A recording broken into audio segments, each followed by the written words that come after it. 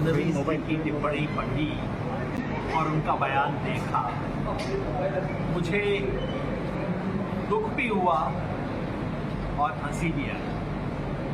दुख इसलिए हुआ कि मैं मान के चलता हूं कि महाराष्ट्र के राजनेता थोड़े पढ़े लिखे होते हैं, किताब की सिर्फ जिल्द नहीं देखते, किताब को अंदर भी पढ़ के देख लेते हैं।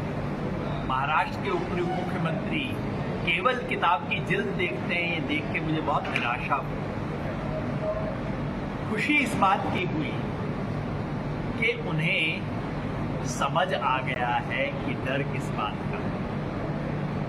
देवेंद्र फडणवीस जी को समस्या संविधान की किताब की जिल्द से नहीं है, समस्या किताब की आत्मा से, क्योंकि इस संविधान की आत्मा में लाल है और नीला भी। भारत के संविधान की आत्मा, भारत के संविधान की प्रस्तावना समता की बात करती, न्याय की बात करती, अधिकार की बात करती। भारत का संविधान एक क्रांतिकारी दस्तावेज है। लाल और नीला उस संविधान की सिर्फ जिल्द और पहले पन्ने में नहीं है, उस संविधान की आत्मा में। ये जो महायुति की सरकार है, मैं कहता हूं महाठगबंधन की सरकार है, इस सरकार का तो जन्म ही पाप में है, जन्म ही धोखे में हुआ, गद्दारी में हुआ।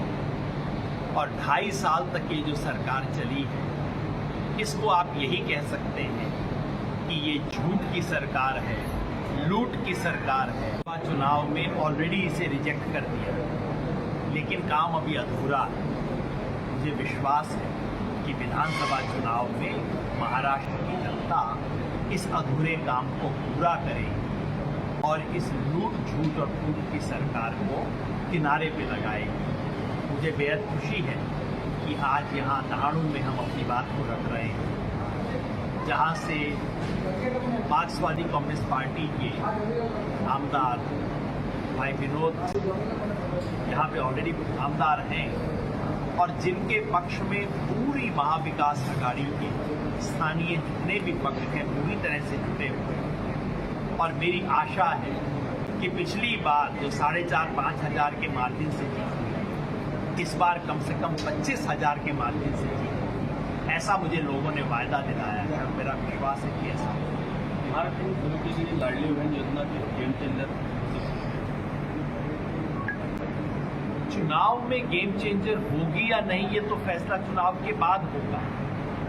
लेकिन पहला सवाल तो ये है कि क्या इस किस्म का खुला प्रलोभन, लालच, रिश्वत इस देश के चुनाव में की जा सकती है? अगर बहन इतनी लाडली लगती है तो चुनाव के 2 महीना पहले क्यों याद आती है? पूरे 5 साल पहले क्यों नहीं याद आती है? क्यों नहीं आपने गवर्नर के एड्रेस में इसका जिक्र किया? क्यों नहीं आपने बजट के अंदर इसको शामिल किया? बजट में शामिल कीजिए, घोषणा पत्र में कहिए, राष्ट्रपति के, राज्यपाल के अभिभाषण में कहिए, बजट में लेके आइए, लागू कीजिए।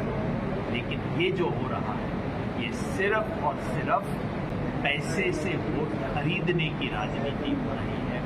यहाँ इस इलाके की कुछ महिलाओं ने तो पिछली बार साड़ियाँ वापस कर दी। मुझे विश्वास है कि महाराष्ट्र की महिला भी आज कहेगी कि मुझे ये भीख नहीं चाहिए, इसके बदले में वोट के लिए बिकाऊ नहीं, हमें स्वाभिमान चाहिए, हमें अधिकार चाहिए, अपना हक चाहिए।